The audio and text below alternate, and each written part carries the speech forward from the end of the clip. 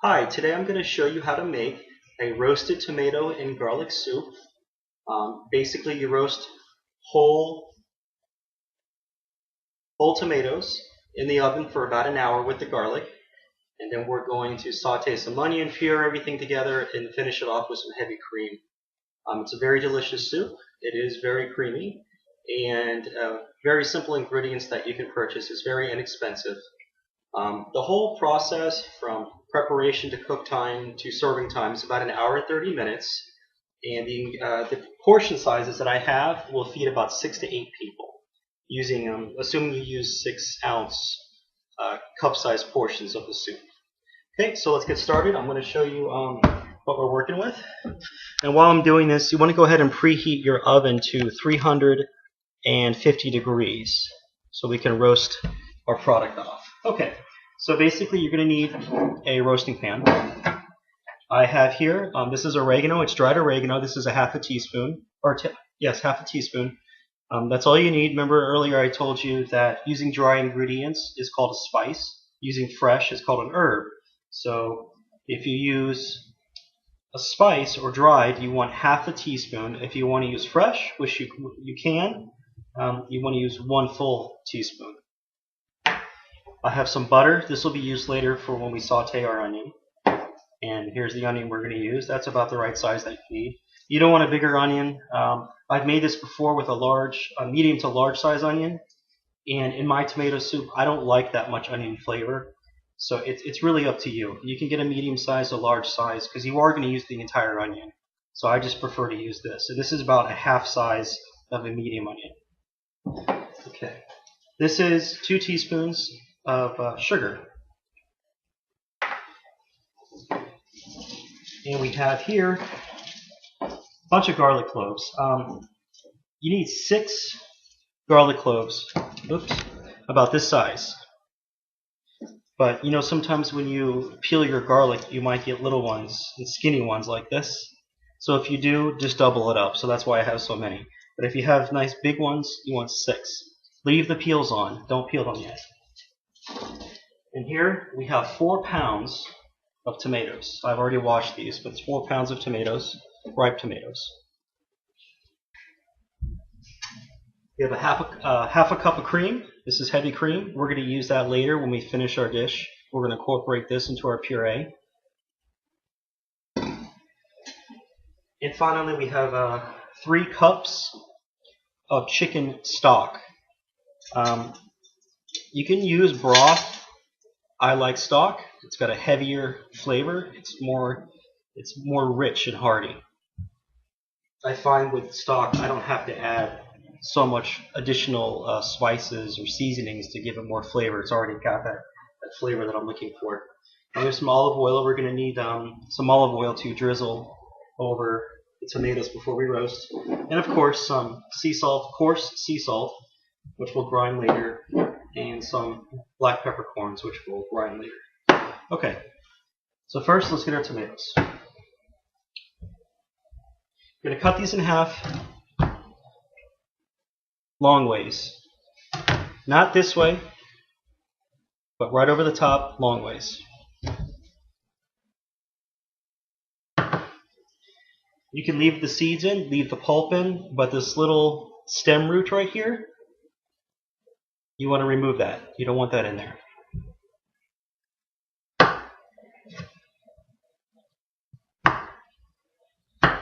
And then cut it in half one more time, like I just did. So you're basically quartering the tomato.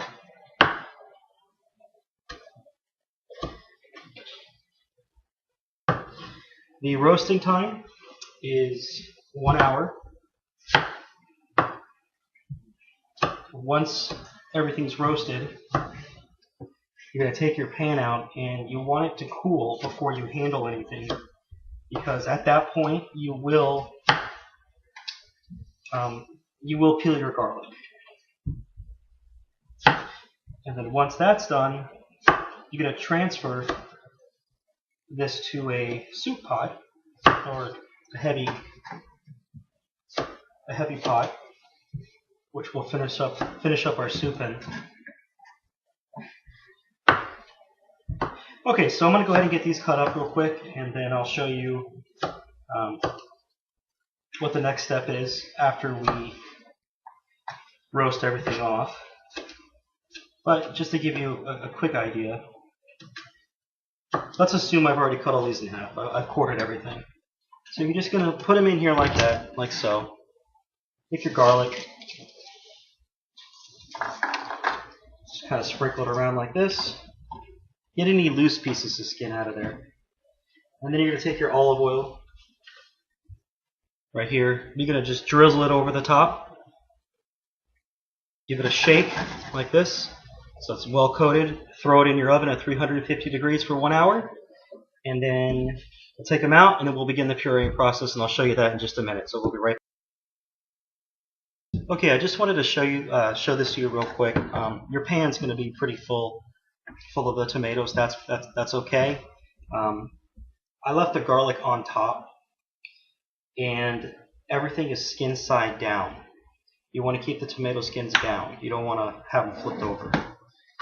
So now we're going to take our olive oil and we're going to drizzle.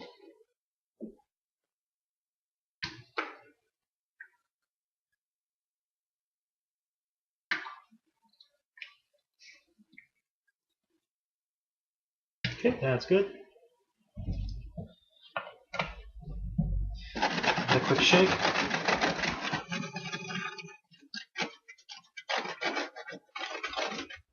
Then we'll throw this in the oven 1 hour. I'll get back to you in 1 hour and I'll show you what we got. Okay, our tomatoes are roasted. So I'm going to let them cool for a little bit. What we're going to do now is cut up this onion, small dice. We're going to saute this in our pot with butter, the dried oregano, and our sugar. So let me adjust this.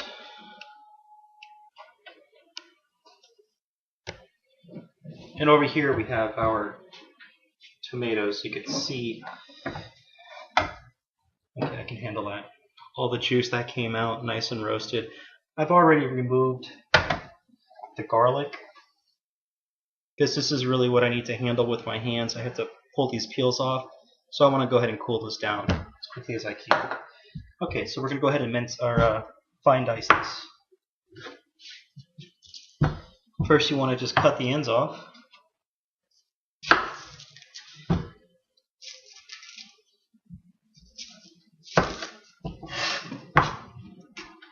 Once you cut the ends off, you can cut right down the middle. And peel off that outer skin layer, or outer layer of skin. Let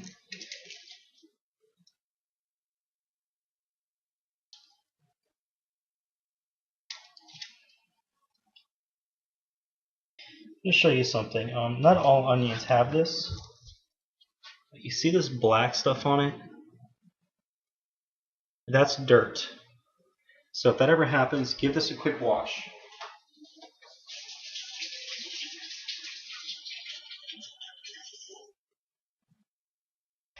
Get that dirt off, because the disease associated with rooted vegetables like potatoes, onions, anything rooted in the ground. You see this one has it too. Well, it's the same one, that's why. So.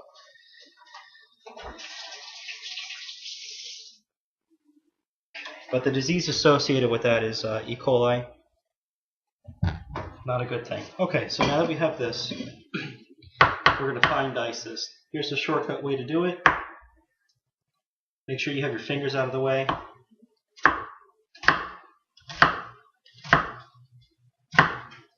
Okay, then we turn it.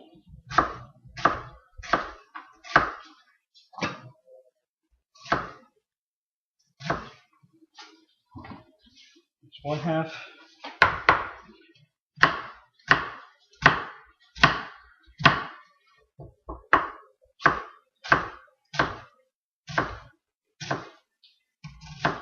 Okay, and there's half number 2.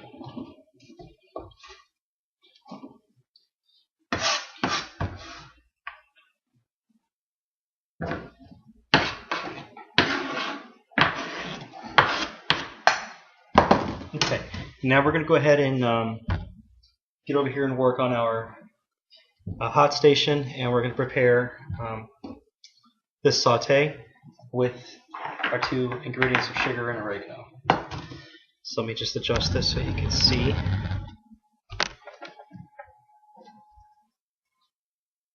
Okay, this should work. Okay, so this is on medium right now.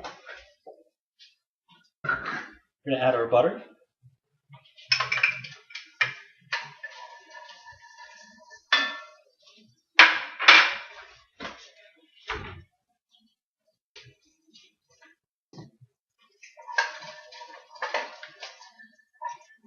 Just going to melt this down real quick. Okay. And this is a this is not lined with any stick-free spray or anything like that. This is just a straight up nice little soup pot.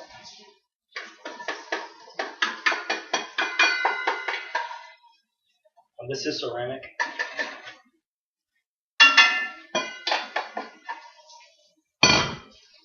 This pot's great for sauteing. It's great for braising food. I've raised a lot of beef in here, lamb shanks.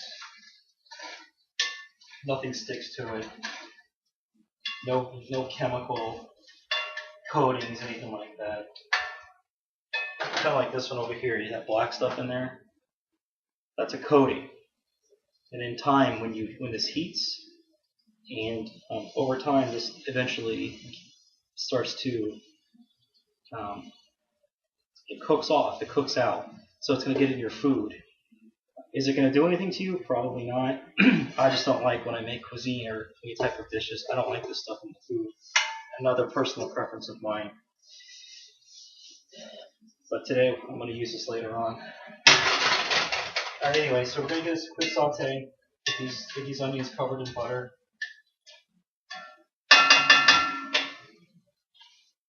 And add our oregano and add our sugar.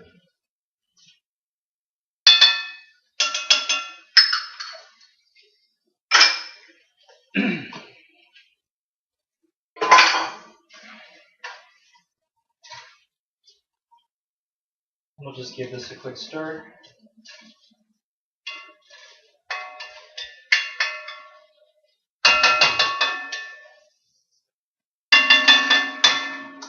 We'll just let that saute for a little bit. Now, I just wanted to let you know that you don't really need that much sugar in this.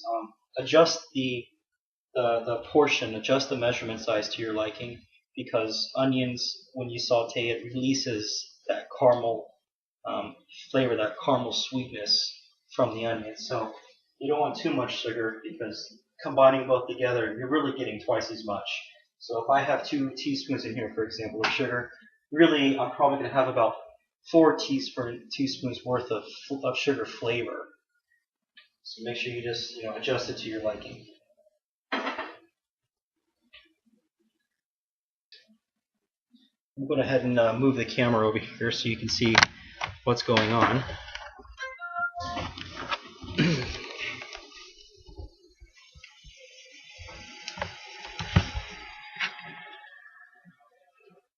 Now I have the heat on medium, so I don't want to brown this. I want to keep it nice and clear. When you brown onions, that releases a different flavor. I don't want that flavor. That's normally for when you cook it with meats. Anything dark, go ahead and brown your onion. Anything light, you want to keep the onion clear. And that's going to do that for a couple more minutes, and then I'm going to go ahead and incorporate the tomatoes.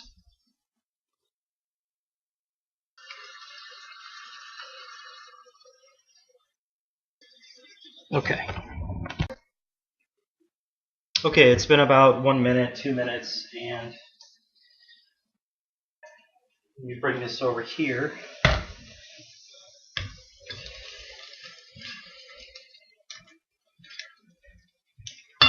Let me adjust this so you can see. And this is the mixture of the onions that we were sauteing. Okay. No brown color. Everything is just clear. And now we're going to go ahead and add our tomatoes and garlic. I already removed the skins, the peels from the garlic. So we're just going to add that right into here.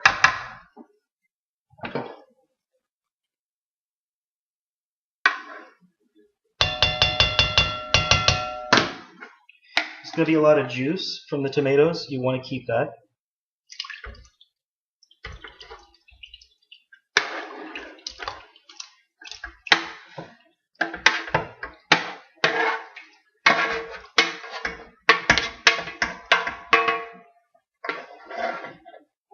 Right. Now I'm going to take this pot, put it back on the burner, bring this to a simmer for about 7 minutes, and then I'm going to puree it. Once I pureed it, we're going to pass this through, it's called a sieve, which is pretty much like a very fine mesh type strainer. It'll remove any impurities, any thick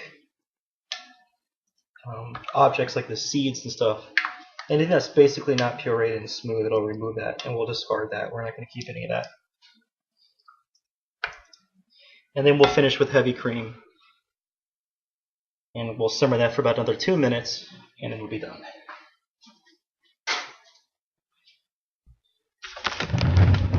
So, got it back on the stove, like so.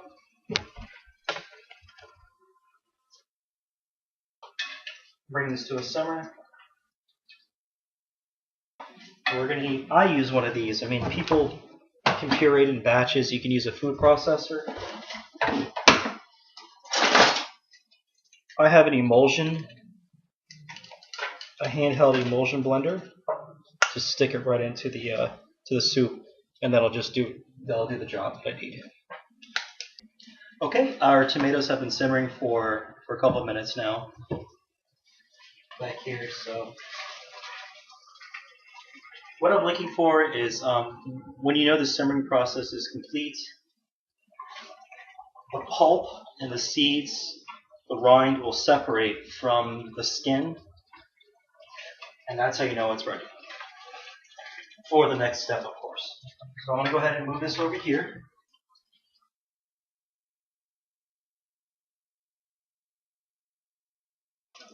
Okay, let me adjust this real quick for you guys.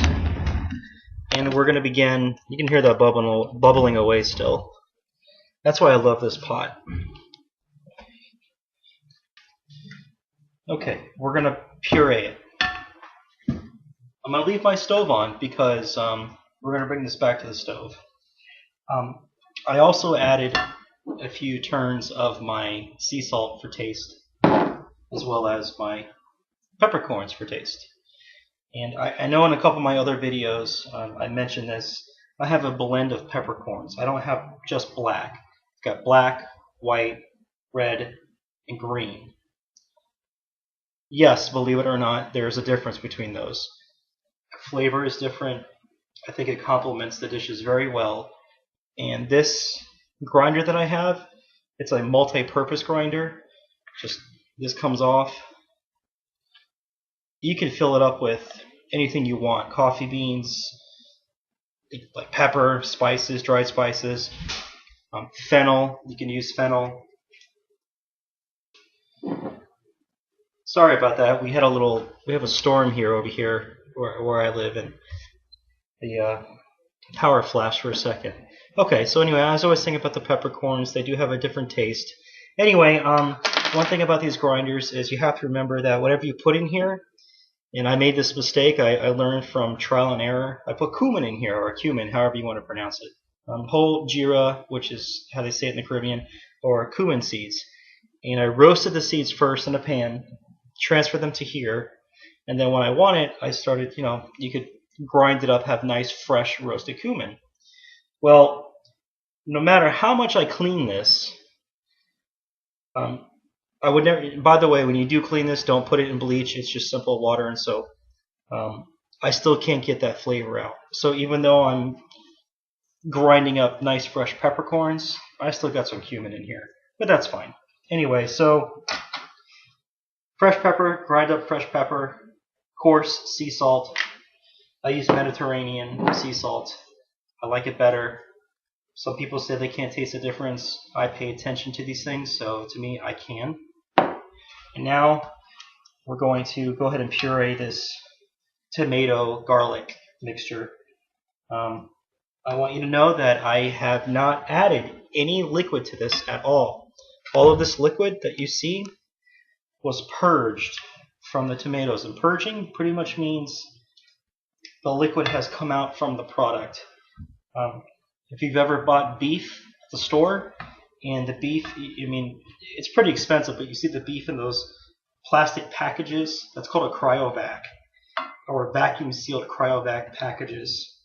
And the meat sits in its own juices in an airtight environment. Well, what happens is it purges.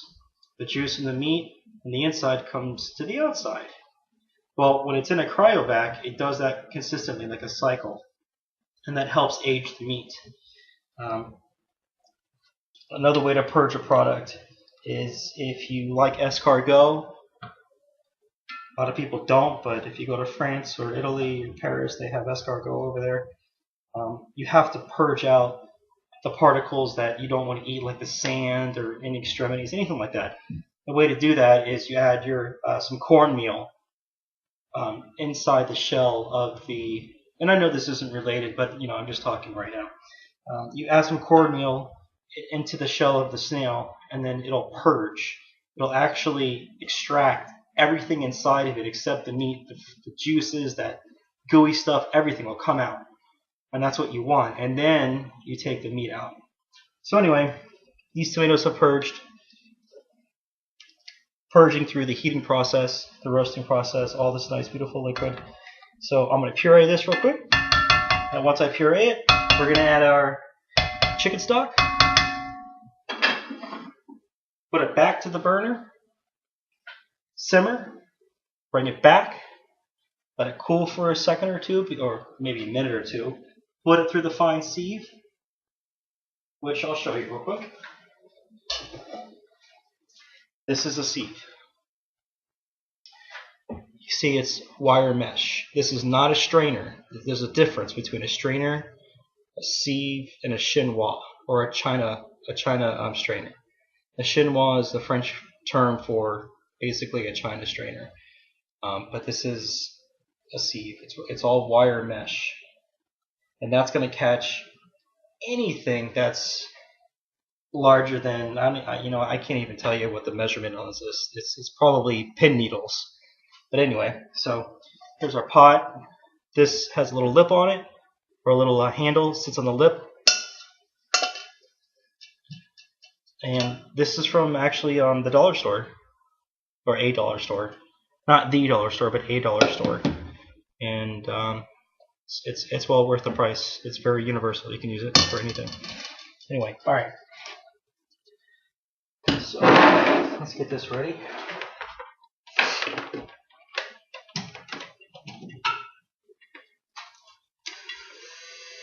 So we start blending.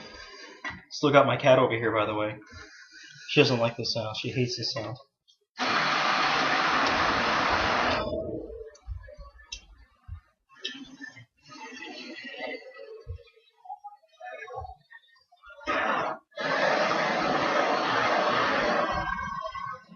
Usually, I'll stop the video while I do things like this, and I'll come back after it's complete. But this time, I don't think I am. I want you to see and hang on there with me how long this actually takes. When I watch videos about cooking and I see people do this, they're prepping, making everything. They edit out all the stuff in between, like on the channels on television, on your cable network. They edit all this out, so you don't really see it. They'll do a little bit like this, la la la la la, they'll stop, and then they'll come back and say, okay, well, I've already done all this stuff. Well, if you're trying to cook for your family, your friends, or a party, you really need to know how much time that you need to invest in this kind of preparation. So let's just watch this and we'll do it together. Oh yeah, don't pull this out while you're doing it by accident because it's gonna splurt on you. And that's pretty hot. Oops.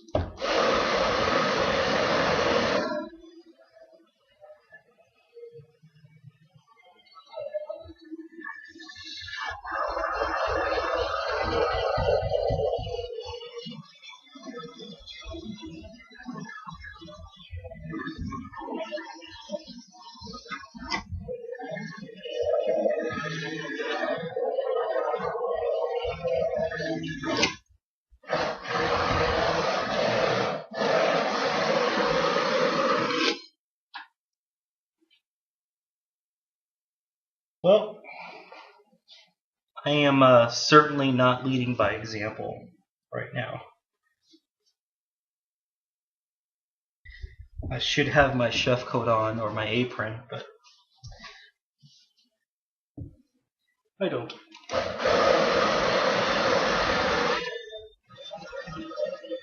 Tastes good.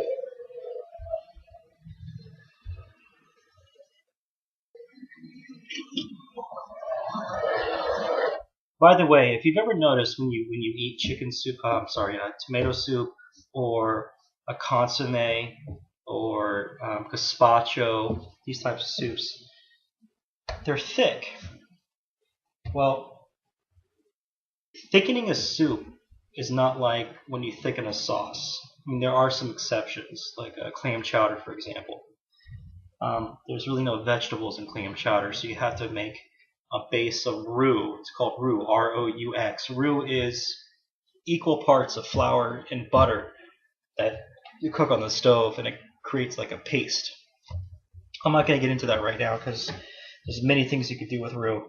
But it's basically a thickening agent, and you incorporate that into your sauce, whisk it in, and it thickens it up. Well, here I'm using the tomatoes as a thickening agent. That's called a Coulis, and that's using the natural ingredient in your dish as a thickening agent, like your vegetables and whatnot. When you do gazpacho with your peppers, and I like to put cucumbers in mine, and whatever you want to add, when you thicken it up, or when you puree it, it thickens it up naturally without adding anything to it. There's no pan gravy, cornstarch, roux, nothing like that. So it's just natural thickness, which it's good. I like it this way.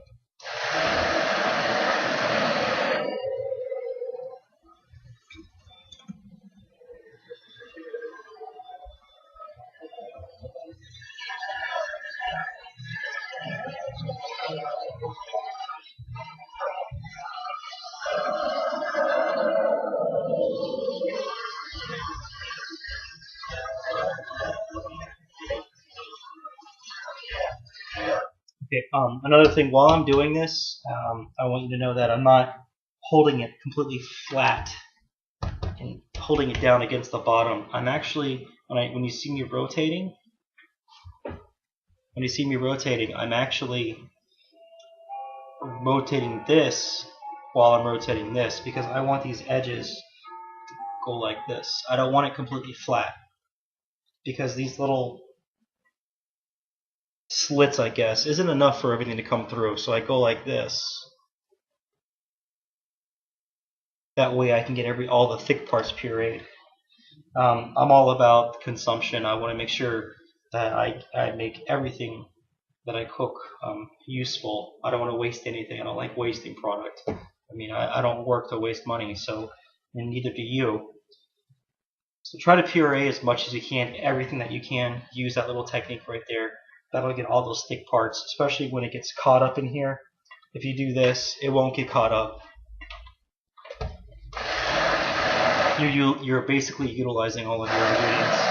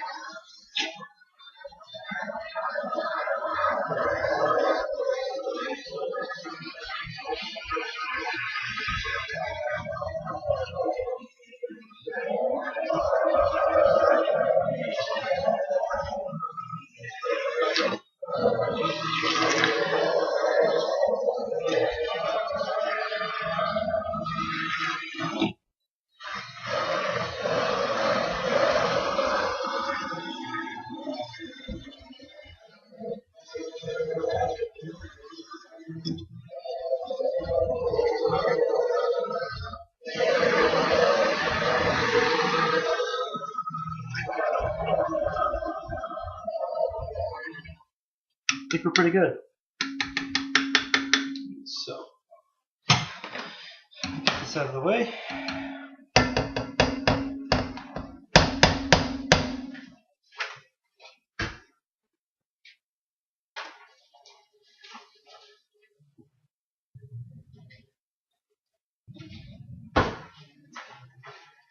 Now we're going to do a taste test. Taste what you're making as you build it, because you can always add, but you can never take away. So I want to make sure I have enough oregano in here. I can taste just a little bit of oregano. You don't want it overpowering, but you want to feel a hint of it on the back of your palate. I want to taste the black pepper, the salt. I want the salt and the sweetness with that sugar and those caramelized onions, or the sauteed translucent onions, by the way, to complement each other. I don't want opposing factors in here. Everything needs to blend together and taste like one single product. I know what heavy cream tastes like, and I'm going to add chicken stock and heavy cream to this. So I can already kind of picture it in my head what it's going to taste like, and I can taste it in my mind, but I want to make sure that this tomato product is good to go. I don't know when I taste that garlic too, that nice roasted garlic.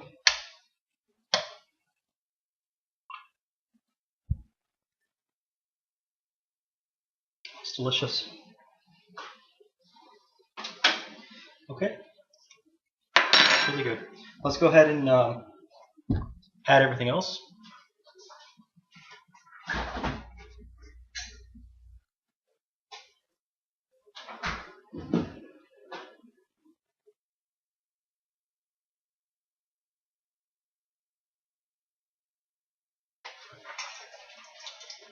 This is our chicken stock. 3 cups. Just add that right in there.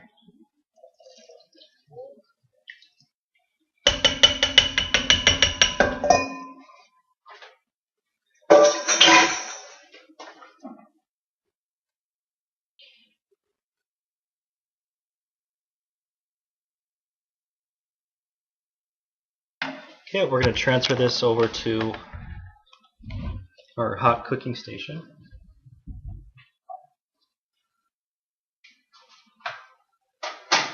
I'm going to turn the heat up because I want to bring it to a simmer.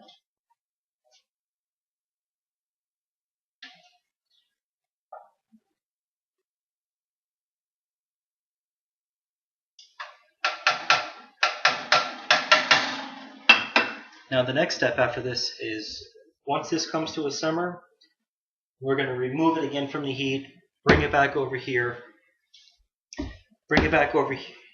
and we're going to scoop it in through this mesh sieve. We're going to put it through the sieve so we can remove all of those particles I was telling you about, those thick pieces that didn't really blend well together, or puree. And then we're going to discard this and transfer this back into the pot. Bring it back to a simmer. Add our heavy cream, which I have in the refrigerator right now because I don't want that to spoil. Stir it up a little bit, and about probably total time from this point, we're looking at about 8 minutes, and then your soup is ready. You want to serve it nice and hot. And again, a couple of videos ago I showed you how to make Italian bread. If you cut a nice little piece of that Italian bread, some butter and garlic on it, just garlic powder, put it in the oven, toast it. You got a nice crouton that you can float right on top of it. If you don't want to do that, if you don't want to use powdered garlic, you can roast some garlic and spread it on there and put it, in the oven and toast it up like a crouton. Any way you want to do it. There's so many different things that you can do. Another thing is, when I add this heavy cream, there's a French way to do it, and they use crème fraîche, and that is 1 tablespoon of buttermilk to 2 tablespoons of heavy cream. And you let that ferment, you let that rest for a day, and then you refrigerate it. It's almost like a sour cream type base. Some people like it, some people don't. So again, it's up to you. Again, it's all up to your taste. I want to use heavy cream because this soup is going to feed um, different types of people who have different types of taste. I like to use crème fraîche. Tastes better to me anyway. So I will once this comes to a simmer, I'll show you what we're going to do next. Okay, our soup has pretty much simmered, so let me show you what it looks like. Has a nice orange color to it. It's pretty thick. It'll thicken up a little bit when we add our heavy cream. So at this point, I'm going to go ahead and I'm going to strain this through our mesh sieve. It's out of the way. Ouch.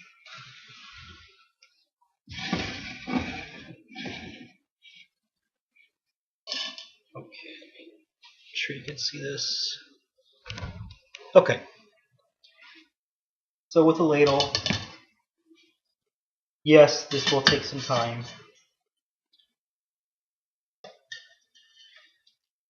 If you want to go ahead and be bold and pick it up and tip it over, you'll need 2 people, I think, to do this. But I'm just going to use my ladle and strain it.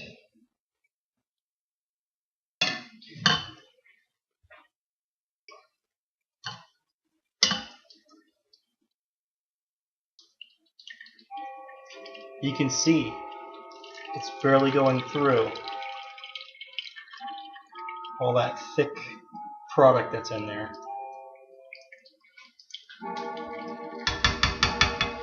Give this a push.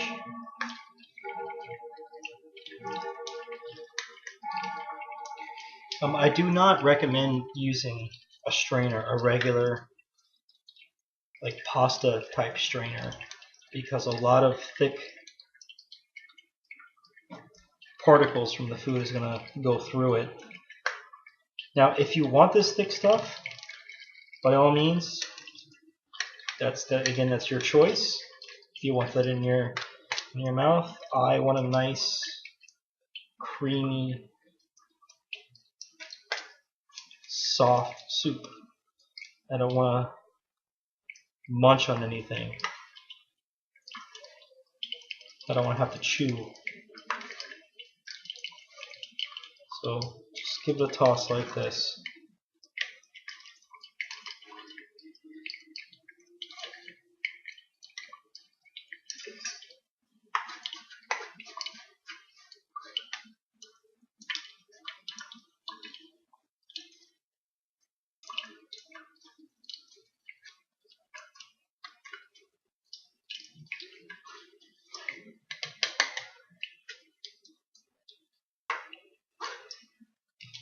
I'm only going to do this one time for you. I'm not going to... I know I said before that you need to see how long this actually takes. I know how long this is going to take. And this was 1 ladle, maybe a little bit over a ladle. Here's all the pulp, all the stuff you don't want to eat. And what was that? Maybe a minute and 30 seconds. So let's multiply that minute and 30 seconds times 11 more of these, just about 11 or 12 more of these. So, 15 minutes. I'm not going to sit here and waste your time with 15 minutes. So just factor in your preparation time, 10 to 15 minutes. 12 to 15 minutes to be more accurate.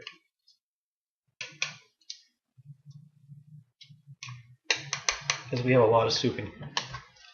And this stuff, you can discard it. Or, if you have a culinary inclination and you want to make a Manhattan clam chowder, you can use this pulp into your clam chowder soup.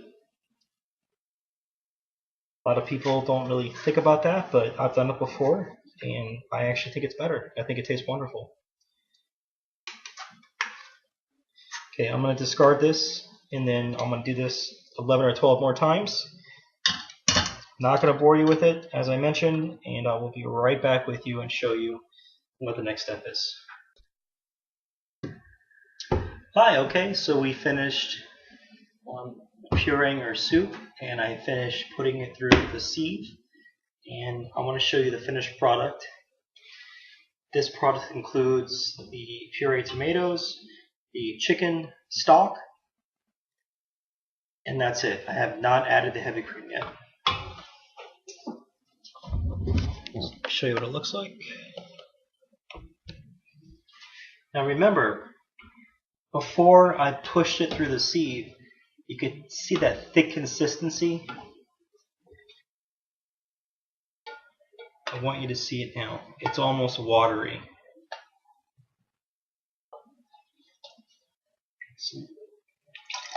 It's almost like a tomato broth. And that's what we want because the cream, the heavy cream, is going to thicken that up. So now I'm going to transfer this back to my pot, my other pot that I have over here.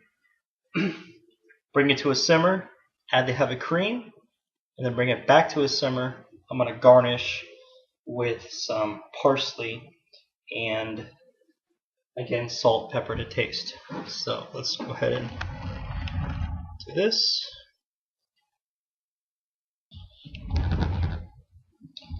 Okay, and I don't really need to do a close-up on this because I'm just pretty much transferring this to that.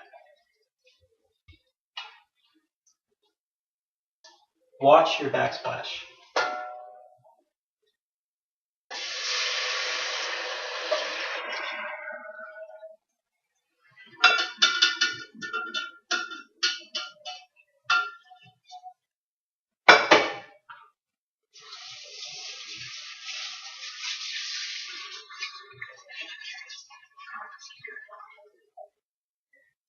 I know you heard the sink running in the background. If this was a commercial kitchen, we have a 3-sink station of hot water, sanitized, etc. And it's full of water. I don't have that here at the house. So the reason why I put water in there is because that's kind of a semi-hot pan. I don't want that tomato stuff sticking to it. I don't want to be scrubbing that stuff off all night. So sorry you heard the water, but I don't want to be scrubbing and doing dishes all night. Okay. Now, I'm moving from a spoon to a whisk.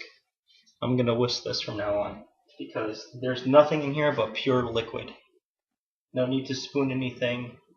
Mix it all up.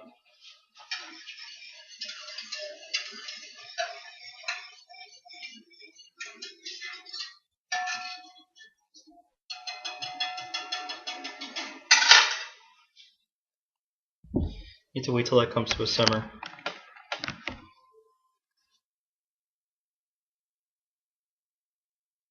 And let me get my heavy cream.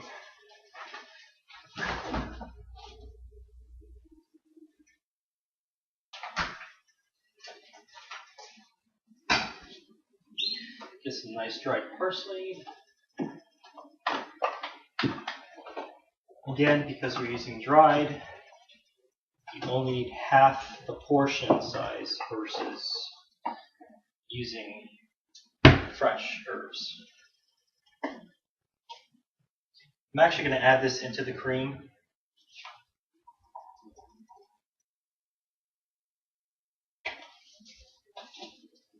And I'm using about 1 full tablespoon of dried parsley flakes.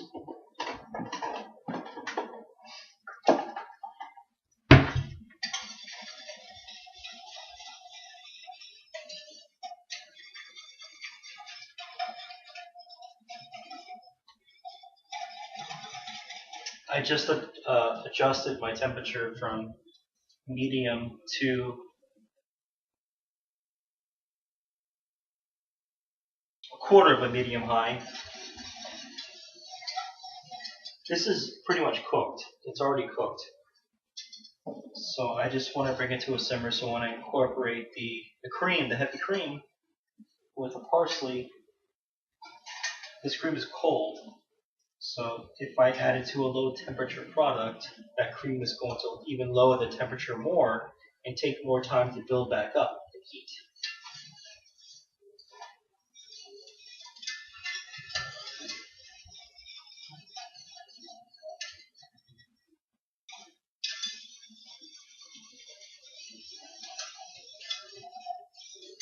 The reason why I'm constantly stirring is because I don't want anything to stick to the bottom of my pot, my saucepan, or my saucepan.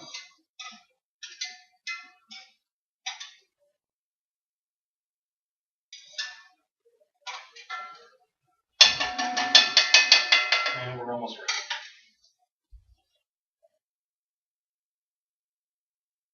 I'm looking for some bubbling.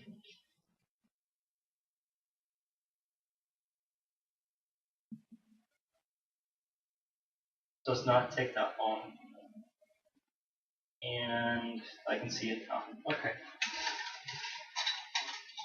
So we're going to add this, our cream and our parsley.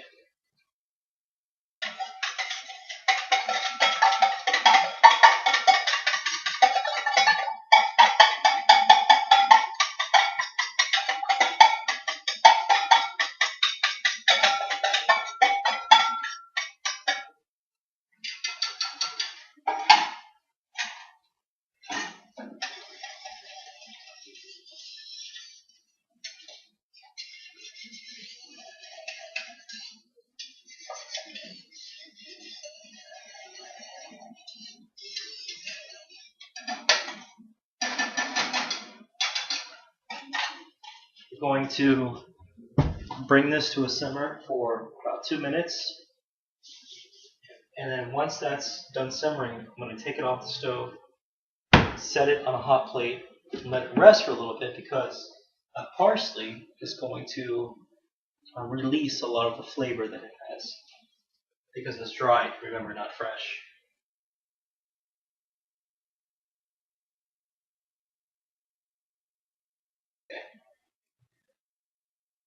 You do not want a rapid boil. You want a very light, almost delicate simmer because the heavy cream obviously is a dairy product and everybody knows, hopefully, and if not, then look it up on the internet. Dairy plus pan plus hot stove equals scorching. Don't want that.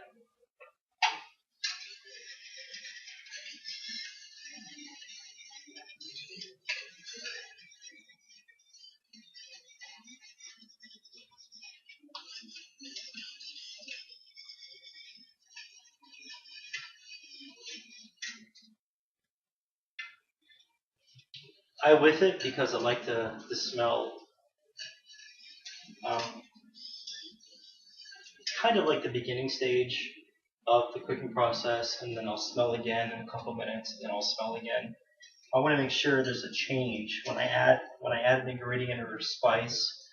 I want to make sure the flavors are properly emulsifying into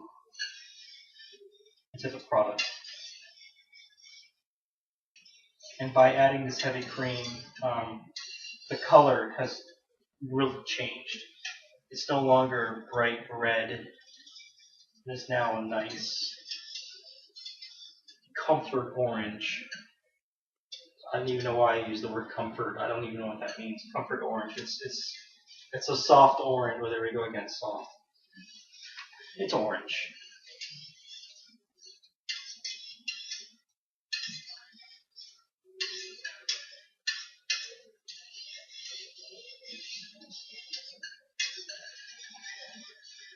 Okay.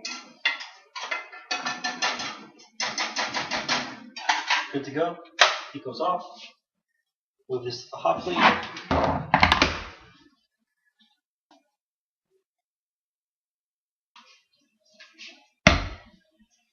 And I want you to see what this looks like.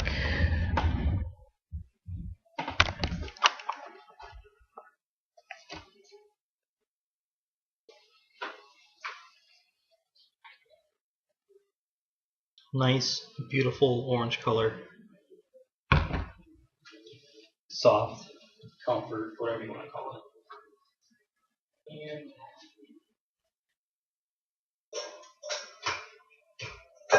I want to show you the consistency of this.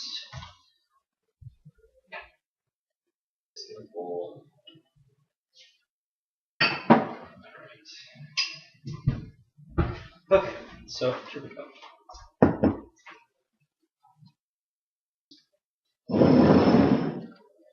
I did not do the Italian crouton. Again, that's optional, however you want. A floating crouton is always a great presentation. I like to make my croutons, like I said, with the Italian bread, slice it up, a little garlic, and then I like to put some Gruyere cheese on top of it. And then I have a blowtorch. I have a little torch. I brown it on top of the crouton, and then I add a little crème fraîche on top of it, and I'll actually swirl the crème fraîche because it's very thick, so it doesn't really blend in that quickly. And I'll swirl it in, and you can see the swirls in the soup, and I'll serve it like that, a nice cilantro garnish. But today, I'm just showing you how to make the soup, basic. It's very liquidy. Does not stick to the spoon. I remember I told you before that when you make a sauce, remember that balsamic vinegar glazed sauce that I told you about? You want it to stick to the spoon. Anything reduced to the point that it's so thick it actually coats the spoon, you need less. Because of that reduction, it's going to have a more intense flavor. This nice, soupy, not thick. And just like my mother says, she likes great tomato soup, grilled cheese sandwich, duck it in. Perfect.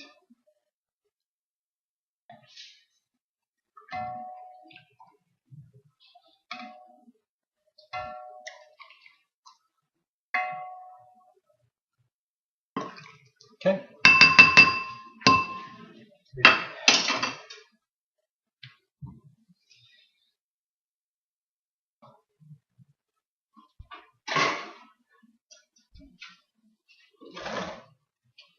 And here's your soup.